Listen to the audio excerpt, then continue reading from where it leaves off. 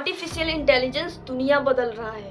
पहले रियल जैसी दिखने वाली फर्जी इमेजेस बनाने के लिए फोटोशॉप पर घंटों मेहनत करनी पड़ती थी, तब जाकर कहीं एक इमेज बन पाता था। लेकिन आज वो सिर्फ एक क्लिक में बनकर रेडी हो जाता है। आज से 5 साल पहले एआई कुछ ऐसे वीडियोस बना पाता था। आज से 5 साल पहले एआई सिर्फ एक साइंस फिक्शन था, हकीकत नहीं। लेकिन आज एआई ऐसे वीडियोस बना रहा है जिसको बनाने के लिए हॉलीवुड को करोड़ों डॉलर खर्च करने पड़ते थे, लेकिन आज वो सिर्फ एक क्लिक में बनकर रेडी हो जाता है। मार्वल जैसी कंपनियां अपनी टीवी शोज और फिल्मों में एनिमेशन बनाने के लिए एआई का इस्तेमाल कर रही हैं। अमेजॉन जैसी कंपनियां कहती हैं कि वो एआई का यूज करके एक पूरी की पूरी किताब ही लिख रही हैं, जिसको वो अमेजॉन पर सेल करेंगी। ये सिर्फ अनइमेजिनेशन है दोस्तों, एआई इससे भी कहीं बड़े बड़े काम कर रहे हैं। आपके ईमेल्स का ऑटोमेटिकली रिप्लाई करना, आपके लिए ईमेल्स भेजना, आपके पढ़ाई में मदद करना, आपके काम में मदद करना, आपके लिए हेल्थ एडवाइस देना, आपका वर्चुअल असिस्टेंट बनकर काम करना। आज हम दुनिया में एक नया रेवोल्यूशन देख रहे हैं। आर्टिफिशियल इंटेलिजेंस का सब चीजों पर इम्पैक्ट पड़ने वाला है। जॉब्स मार्केट बदलने वाला है, स्कूल और कॉलेजेस में पढ़ाई करने का तरीका बदलने वाला है, पॉलिटिकल सिस्टम बदलने वाला है और बॉर्डर पर वॉरफेयर बदलने वाला है। तो आइए दोस्तों, आज की इस वीडियो में जानते हैं कि जब पूरी दुनिया तेजी से आगे बढ़ रही है, अमेरिका में एआई डॉक्टर बन रहे हैं, जापान में एआई टीचर बन रहे हैं, चाइना में मशीन फैक्ट्री चला रही है, तब इंडिया में लोग धर्म के नाम पर बंट क्यों रहे हैं? कोई हिंदू मुस्लिम कर रहा है और कोई सिर्फ वोट मांग रहा है। We automate away all the jobs. Every technological revolution leads to job change, and this will be no exception. Concerns over the rapidly expanding use of artificial intelligence. The danger of AI is much greater than the danger of nuclear weapons, by a lot. The machines taking over is a threat for everybody. It's a threat for the Chinese and आप 3 दिसंबर को भाजपा सरकार बना दो। भाजपा मध्य प्रदेश सरकार सभी को बारी बारी फ्री ऑफ कॉस्ट अयोध्या में रामलला का दर्शन करा देगी। नमस्कार दोस्तों, 2025 में एक न्यूज आती है, कंपनी ने एक ही दिन में 14,000 एम्प्लॉइज को बाहर कर दिया। रीजन सिर्फ 2 वर्ड्स, आर्टिफिशियल इंटेलिजेंस। आज इंडिया में 5 मिलियन से ज्यादा लोग आईटी और बीपीओ सेक्टर में काम करते हैं। ये लोग इंजीनियर्स हैं, डाटा एंट्री वर्कर्स हैं, कस्टमर सर्विस एजेंट्स हैं। इनकी सैलरी से इनके घर चलते हैं, इनके बच्चों की पढ़ाई होती है। लेकिन 2024 में आई एक रिपोर्ट ने सबको चौंका कर रख दिया। वर्ल्ड इकोनॉमिक्स फोरम की ये रिपोर्ट देखिए, ये कहती है कि अगले 5 सालों में 8.5 करोड़ जॉब्स एआई की वजह से खत्म हो जाएंगे और इंडिया इस लिस्ट में सबसे ऊपर है। आर्टिफिशियल इंटेलिजेंस का इतना बड़ा इम्पैक्ट पड़ रहा है और आने वाले टाइम में तो और ज्यादा पड़ेगा, और उन लोगों पर सबसे ज्यादा पड़ेगा जो एआई की नॉलेज नहीं रखते। नेशनल सैंपल सर्वे रिपोर्ट देखिए, देश में 60% ऐसे भी लोग हैं जिन्हें कंप्यूटर चलाना आता ही नहीं, यानी कि देश की आधे से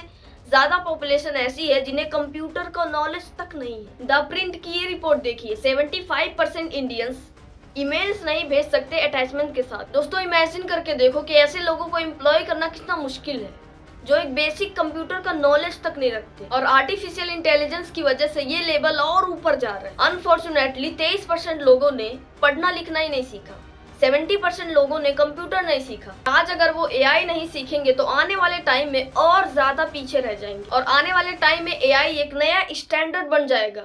अगर आपको जॉब चाहिए तो आपको एआई की बेसिक नॉलेज तो आनी ही चाहिए। जैसे आज के टाइम में अगर आपके पास स्किल्स नहीं है तो आपके लिए कोई ढंग का जॉब नहीं है। और इस आर्टिफिशियल इंटेलिजेंस के रेस में जापान, अमेरिका, चीन ये सब बहुत आगे हैं। अब यहाँ पर एक अनकंफर्टेबल सवाल ये है कि जब दुनिया एआई सीख रही थी, एआई में ग्रो कर रही थी, तब इंडिया की सरकार क्या कर रही थी? तब इंडियन गवर्नमेंट लोगों को धर्म के नाम पर बांट रही थी, क्योंकि उनसे वोट चाहिए था। आपने नोटिस किया होगा, जब भी इलेक्शन होते हैं, जब भी नेता मंच पर आते हैं, बड़े बड़े भाषण देते हैं, जुमलाबाजी करते हैं कि वो आपके लिए ये कर देंगे, वो कर देंगे, लेकिन क्या किसी नेता ने ये बोला कि साथियों एआई सीख लीजिए, क्योंकि आने वाले 5 सालों में एआई आपकी नौकरी छीन लेगा। और जहाँ तक एआई सीखने की बात है, तो जो रिच फैमिली से आते हैं उनके लिए तो एआई सीखना कोई बड़ी बात नहीं है, और गरीब लोग एआई या फिर कंप्यूटर या फिर पढ़ाई इसलिए नहीं कर पाते हैं क्योंकि वो सरकार पर डिपेंड होते हैं। लेकिन सरकार उस जिम्मेदारी को समझती नहीं कि कोई हम पर डिपेंड है। सरकार को सरकारी स्कूलों को एकदम परफेक्ट बनाना चाहिए, हर सुविधाएं, अच्छे टीचर्स रखने चाहिए। लेकिन गवर्नमेंट क्या कर रही है पता है? उल्टा सरकारी स्कूलों को ही बंद कर रही है। वैसे में गरीब के पास कोई ऑप्शन ही नहीं है, वो पढ़ाई तक नहीं कर सकता, तो एआई सीखना तो बड़ी दूर की बात है। अगर गरीब और मिडिल क्लास एआई नहीं सीख पा रहा है तो उसमें उसकी गलती नहीं है, पूरी की पूरी उसकी गलती नहीं है, बल्कि सरकार की भी गलती है। आपने नोटिस किया होगा, मोदी जी जिधर भी जाते हैं, वो मुस्लिम समुदाय में जाएंगे, सिख, ईसाई, हिंदू, मुस्लिम कहीं भी जाएंगे तो वो आपको यही कहेंगे कि इनसे मेरा बहुत पुराना संबंध है। भगवान बुद्ध के साथ मेरा एक और संबंध भी है। क्रिश्चियन कम्युनिटी के साथ तो मेरा संबंध कोई नया नहीं है। जीवन का एक महत्वपूर्ण कालखंड मैंने आदिवासियों के बीच में बिताया है। आपके साथ मेरा विशेष नाता रहा है, जिनके साथ मेरा निजी रूप से भी एक विशेष नाता है। अरे यदुवंश के साथ तो हमारा रिश्ता है, हमारा नाता है।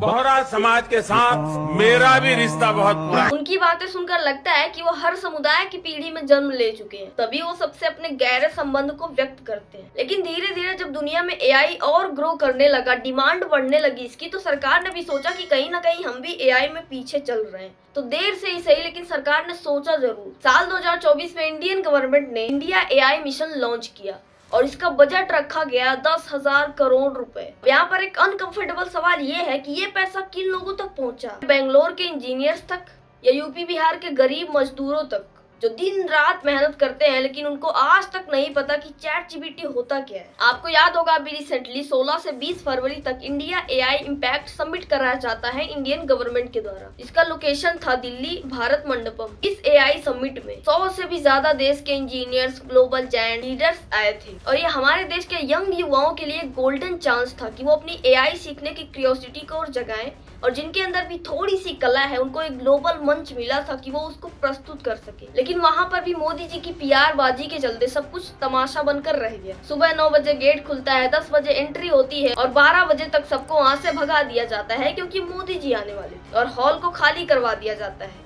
हॉल खाली होगा तभी तो अच्छी रील बनेगी, इसीलिए हॉल खाली करवा दिया जाता है। तो पहला दिन तो ये तमाशा होता है। दूसरा दिन गलगोटिया यूनिवर्सिटी, जिसको पूरा मतलब इंटरनेशनल लेवल तक लोग जान गए कि इंडिया में इतनी बड़ी यूनिवर्सिटी है जहाँ पर रोबोट्स को चोरी करके लाया जाता है और अपना इनोवेशन बताकर प्रेजेंट किया जाता है। और उसी बीच में कांग्रेस यूथ के कार्यकर्ता भी आकर शर्टलेस प्रोटेस्ट करने लगते हैं। इतना काफी नहीं था जो ये लोग भी आ जाते हैं। उसके बाद मोदी जी क्या करते हैं कि जितने भी ग्लोबल टेक जायंट्स आए हुए होते हैं उनका हाथ पकड़कर खड़ा कर देते हैं, और उसी मंच पर एक ओपन एआई के CEO खुद को अनकंफर्टेबल फील करते हैं। उनको लगता है कि ये हो क्या रहा है, ये हाथ उठाने का मतलब क्या है। हर कोई हर जगह कंफर्टेबल नहीं होता है। भारत ने देर से ही सही, लेकिन एआई जैसा समिट इंटरनेशनल लेवल पर भारत में करवाया गया, ये बहुत ही गर्व की बात है। लेकिन जिस मोटिव से ये करवाया गया, अगर वो मोटिव ही पूरा नहीं हुआ तो ये एआई समिट करवाने का फायदा ही क्या है। इतना बड़ा एआई समिट था, अगर उसको सही ढंग से करवाया जाता तो आज इंडिया का नाम रोशन होता, ना कि ग्लोबल मंच पर बदनामी होती। असली रेस वहाँ नहीं जो स्क्रीन पे दिखती है, असली रेस तब होगी जब इंडिया का आम आदमी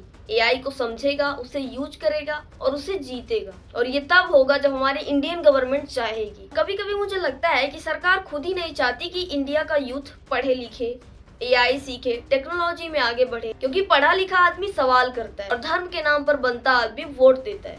और सरकार को चाहिए क्या?